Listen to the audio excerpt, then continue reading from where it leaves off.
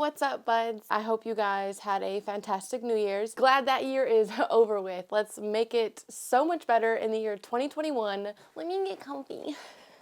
So in today's video, I am going to show you how to propagate a Monstera. And I'm also going to be showing you when to transfer them from water to soil. I'll share my care for you guys and at least my experience, so maybe you can learn from my mistakes. I don't know. First of all, I am Xena from Ladybuds Plants, and if you guys are new to my channel, please make sure you hit that subscribe button. On my channel, it's all about houseplants, houseplant care, houseplant DIYs, plant shopping, whatever it is, you name it.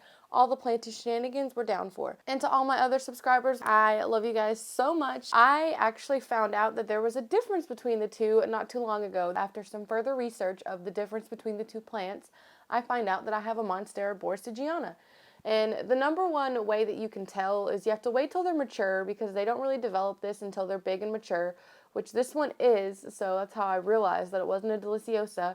But right on the back side of the leaves, where the petiole, where like the stem and the petiole meet the actual leaf, there's like a big old thing, you know, fenestration, I guess. I'll have it pop up on the screen so you guys can see it. I keep forgetting what to say. You can propagate these plants either straight into soil or you can put it in water. But they propagate so easily, the success rate is like, I feel like an 8 out of 10. So yeah, so what we're going to do is I'm going to chop this one down, because if you look, not a lot of the leaves, they only have like one fenestration or like 3 fenestrations. I mean, there's some like, but the new growth only has like 1 fenestration in it. I don't know if you can see that. I just want more mature leaves. And so I know it's wintertime and people are like, don't cut your plant in the wintertime, blah, blah, blah. But I'm gonna do it. So yeah, we're gonna cut a lot of her, like a lot of her down.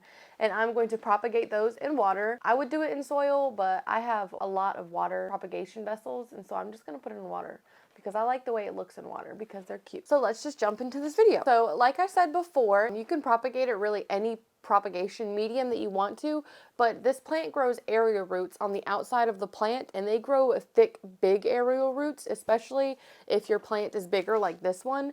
Even if your plant is smaller, it'll still have nodes and like little small aerial roots. The aerial roots make it so easy to propagate these plants within straight to soil, or you can put them in water and grow some more roots. It's whatever you want to do. But I like the way that the plants look when they're in water, so I put them in water because I can keep them in water for a long time and not have to worry about watering them, you know what I mean? In general, when you're rooting something in water, you can use any water vessel you want to, but my advice, I did it with this and it clearly showed me a difference. These Monstera propagations from when I trimmed it a while ago, these, I don't know if you can see the roots in there. My light is totally glaring. Can you see them? Yeah. These have been in water, I want to say 2 months. And yeah, there's root growth, and there's a lot of root growth, but let me show you the next one. These cuttings, I also cut at the exact same time as those ones in the glass jar. But these ones are in like a blender cup or something, I don't know. Roots like to be in dirt, which is dark. So since this is dark, these roots have taken off. Like, look at those. Clearly they are much more roots on this than there is in the glass propagation vessel. So just keep that in mind. You could put those cuttings in the glass jar in soil, but I'm going to wait for those roots to get longer because you want your root growth to be substantial enough to keep the plant alive. I'm a lazy plant parent and I just want to kind of put them back on the shelf and leave them there till I'm ready. Later in the video, I will pot these ones up for you because these definitely need to get potted up. I do put liquid dirt or Super Thrive solution in here, also only a little bit, and then I put like water so it's diluted. I got my kitchen scissors. Snip, snap, snip, snap, snip, snap. Snip, snap, snip, snap, snip, snap. You've no idea the physical toll the 3 vasectomies have on a person. Let's just get to chopping. Okay, I'm going to move the camera over here. As you can see, I have a moss pole right here. The plant actually hasn't attached itself yet. So what I'm going to do is I'm going to cut the strings that I used to tie the plant to the moss pole. Like I said, you guys, I'm taking this down. I don't know if you can see it. I might be able to zoom in. There is an aerial root right here. And then I'm just going to cut right below that aerial root. Here's one. You see that aerial root right there? So let's set this to the side. All right, also, there's another aerial root right here. It's actually in the ground, so I'm gonna be mean and I'm gonna cut it. I'm going to cut right there.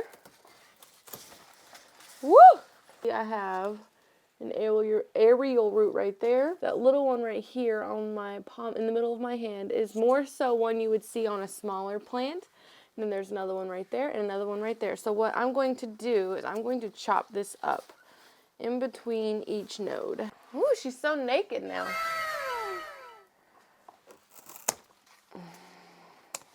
She's a little baby now. She's very, very bald. I want her to grow back mature. So all I'm going to do is just water this how I normally would. I'll use these last couple leaves to, you know, tell me if I'm dehydrated and stuff like that. So now we are at the section of the video where I am going to be potting up a Monstera with you to show you how it's done. It's pretty simple. I use potting mix, perlite, worm castings, and orchid bark. And that makes a pretty awesome soil mix, especially for these kinds of plants. And the first thing I want to do is go through and separate these into the actual cuttings that I want so I can let them callus over for a few hours. And then I can put those in water. If you let it callus over and let it dry out, there's way less chance of it rotting. I'm not gonna say it won't rot, because I've had that happen too. And that's any plant in general. Let's go with this. So this isn't the prettiest cutting, obviously. You know, it's like wonk. I'm just kinda gonna go through these and cut them to where I want them. I will cut in between the nodes. Make sure every cutting has a node, otherwise it will not root. I'll see you in a few minutes.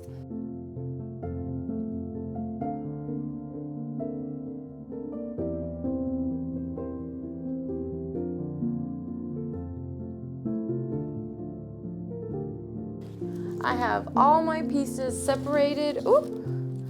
I have all my pieces separated into their own little sections. I'm gonna set these aside for about 2 to 3 hours, let them completely callus over, and then I'm just going to stick them in water.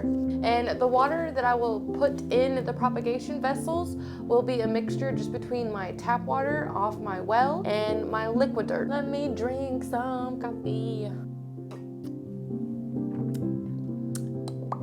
So now I'm going to be showing you me potting the plants up from water to soil. And my best advice to transfer the plants, I'm going to be potting up the ones that are in the metal container, because obviously these roots are definitely substantial enough to like help the plant survive on its own. I'm just going to separate these.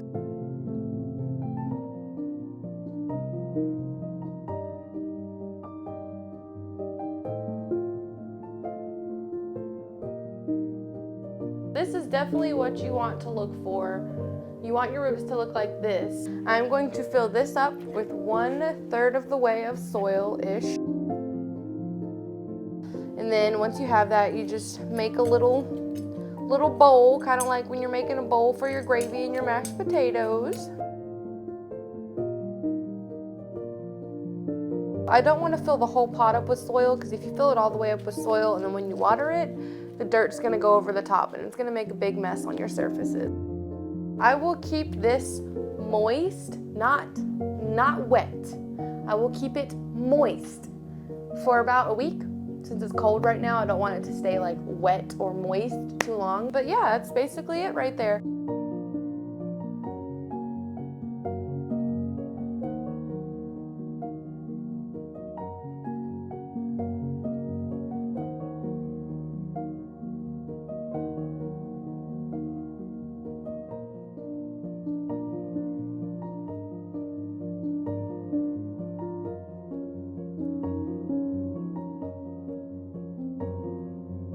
So now that I'm done planting all 3 of these Monsteras, I will give you guys some plant care advice that I've learned through my journey with this plant. Monsteras are epiphytes, so they like to grab and cling on to things, so you can give them moss pole.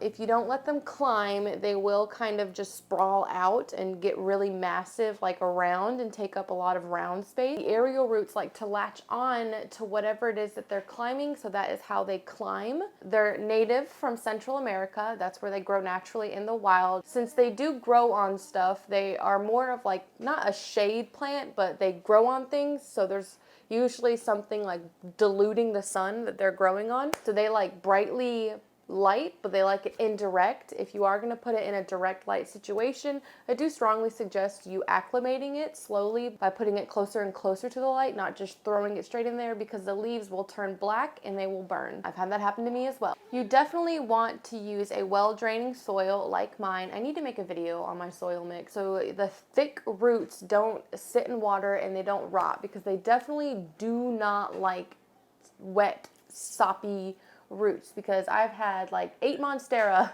not joking, die because they were too root bound. I thought they needed more water than they did because of how root bound they were, and it was just bad. Rest and compost Monsteras. I know it might sound super complicated or just a lot of information for me to throw at you, but I want you to know that this is a very easy plant once you nail it down. Thank you guys so much for watching. I hope you learned something in this video. Please leave a comment down below of your do's and don'ts and your plant care advice for the Monstera. I really would appreciate that, and I'm sure anyone else that watches this video would enjoy reading that too. I am Xena from Ladybuds Plants, and thank you so much for watching. Bye!